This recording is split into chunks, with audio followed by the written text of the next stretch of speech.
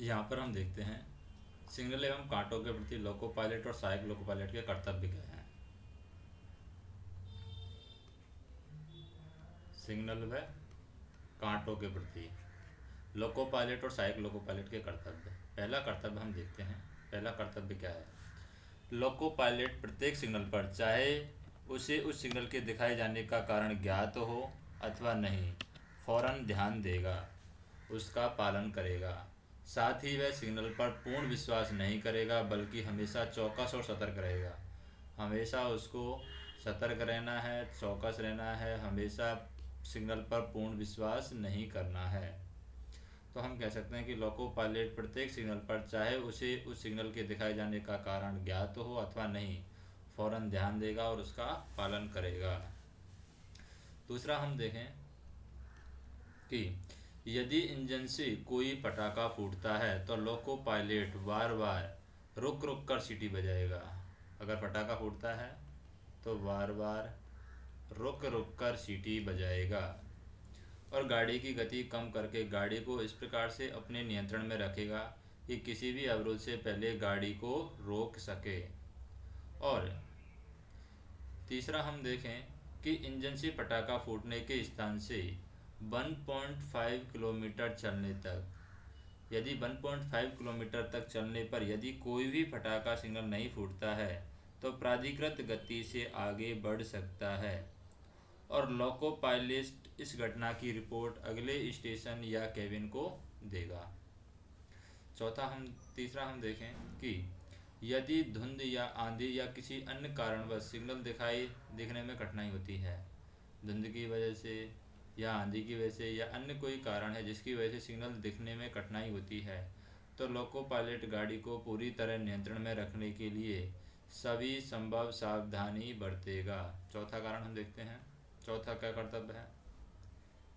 यदि loco pilot को पटाखा या पटाखा के अलावा अन्य चेतावनी सिग्नल के द्वारा अवरोध की सूचना मिलती है, किसकी सूचना मिलती है, अवरोध की सूचना मिलती है। अवरोध की सूचना पटाखे के द्वारा मिलती है या फिर कोई अन्य चेतावनी सिग्नल के द्वारा अवरोध की सूचना मिलती है, तो वह तुरंत गाड़ी खड़ी करेगा तथा चेतावनी सिग्नल देने वाले के सलाह के अनुसार और उसके स्वयं के विवेक के अनुसार कार्य करेगा।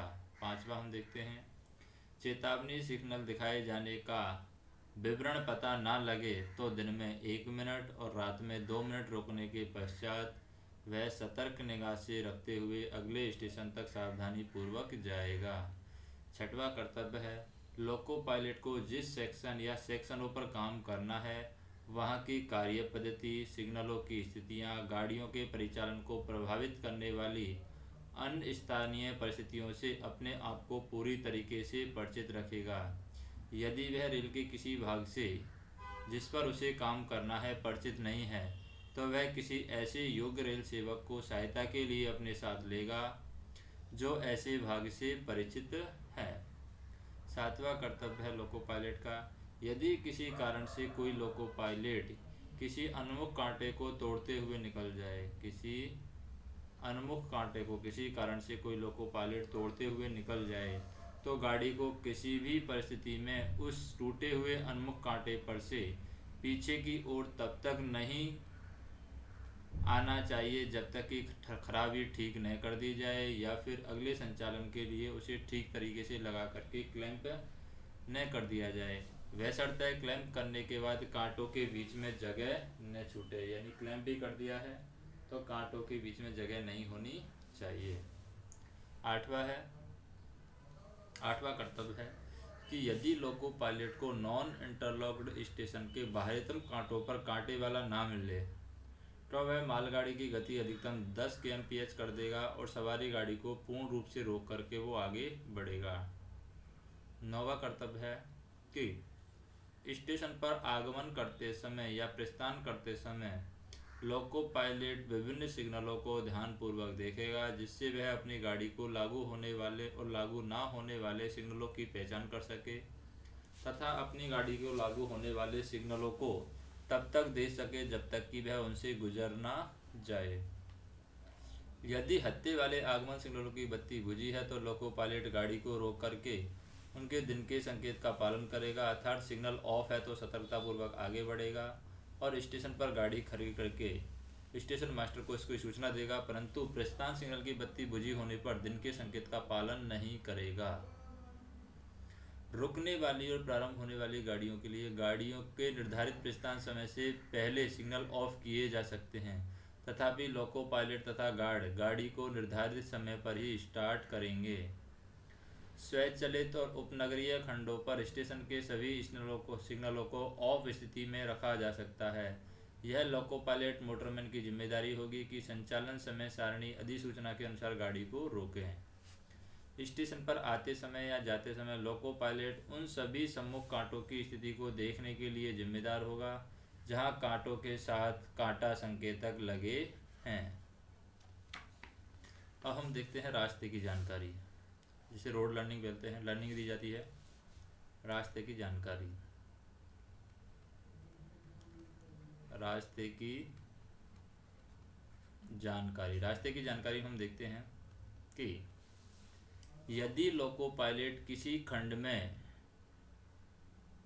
निम्नलिखित अवधि तक कार्य ना करें, जैसे किसी भी खंड में कुछ दिन तक कार्य नहीं करता है, तो उस खंड की जानकारी रोड लर्निंग के रूप में दी जाएगी। जैसे कि ट्रिपों की संख्या, दिन में 2 ट्रिप और रात में 2 ट्रिप। कब? जब 1 वर्ष से अधिक कार्य न करने की अवधि 1 वर्ष से ज़्यादा हो जाती है तो दिन में 2 ट्रिप और रात में 2 ट्रिप।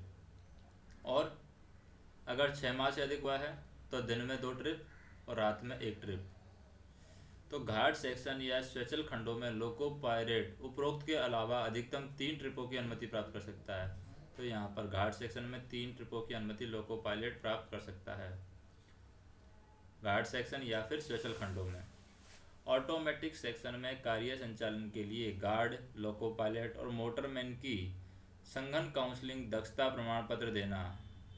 वे सभी गार्ड और लोको पायलट मोटरमैन जिन्हें ऑटोमेटिक सिग्नल सेक्शन में कार्य करना है, उन्हें डिपो प्रभारी संबंधित लोको इंस्पेक्टर के द्वारा वर्ष में 1 बार ऑटोमेटिक सिग्नल प्रणाली के नियमों के संबंध में काउंसलिंग किया जाना चाहिए।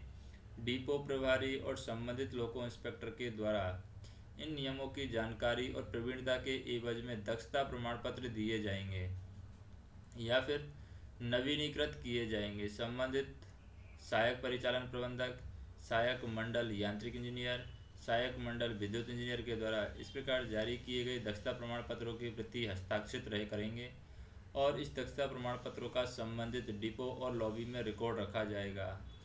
गाड़ी कर्मी दल के परफॉर्मेंस बुक में प्रविष्टि की जाएगी। काउंसलिंग के समय 30 से 60 मिनट के ड्यूटी के घंटे ही माना जाएगा। वर्तमान सेक्शन में मल्टीपल लाइन, स्वचालित सिग्नल और IVS लगाया गया है। वर्तमान सेक्शन में हम देखें मल्टीपल लाइन है, क्या है? मल्टीपल लाइन है, स्वचालित सिग्नलिंग और IVS लगाया गया है, IVS लगाया जाता है। तो अतिरिक्त रोड लर्निंग की आवश्यकता नहीं है। लोको पायलट को 30 दिन तक सतर्कता आदेश देकर के नई लाइन के विवरण, सिग्नलों के स्थान, संपर्क फाटक, न्यूट्रल सेक्शन और ग्रेडियंट से अवगत कराया जाएगा।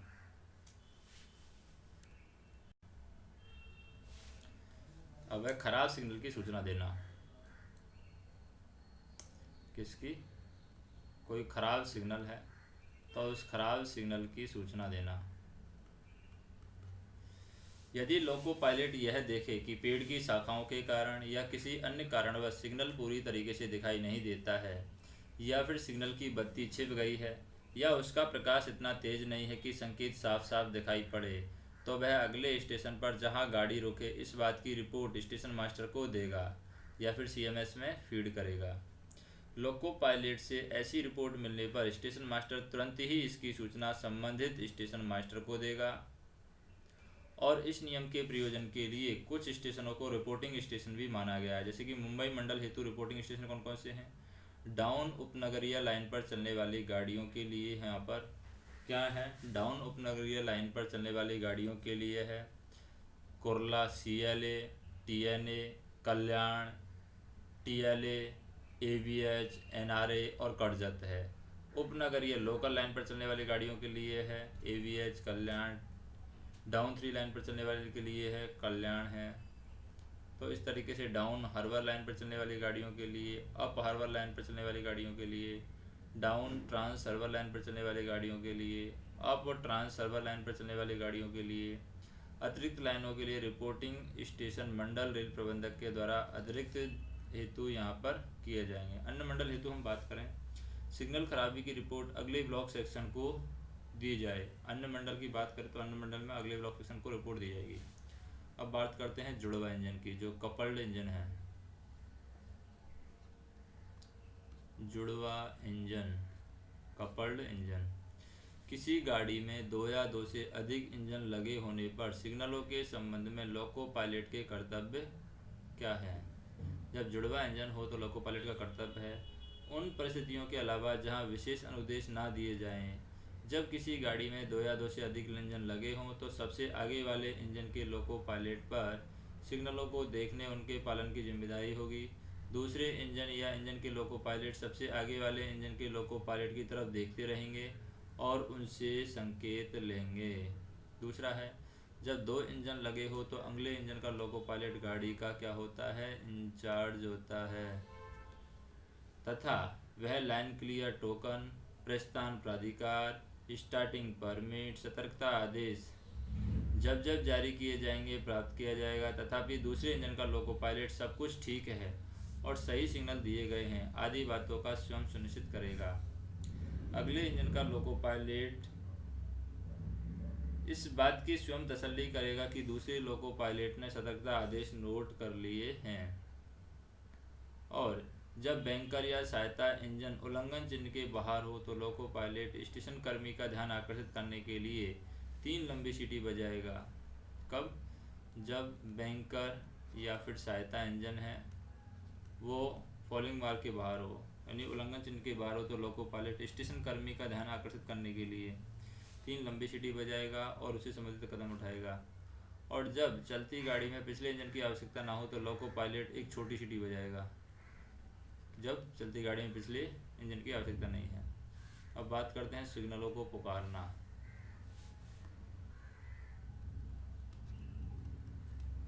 सिग्नलों को पुकारना, किस तरीके सिग्नलों को पुकारा जाता है। पहला हम देखें, सहायक लोको पायलट के द्वारा सिग्नल के संकेत हेतु लोको पायलट को मदद की जाएगी। यानी संकेत के लिए लोको पायलट को मदद की जाती है सहायक लोको पायलट के द्वारा। तो सहायक लोको पायलट के द्वारा सिग्नलों के संकेत हेतु लोको पायलट को मदद की जाएगी।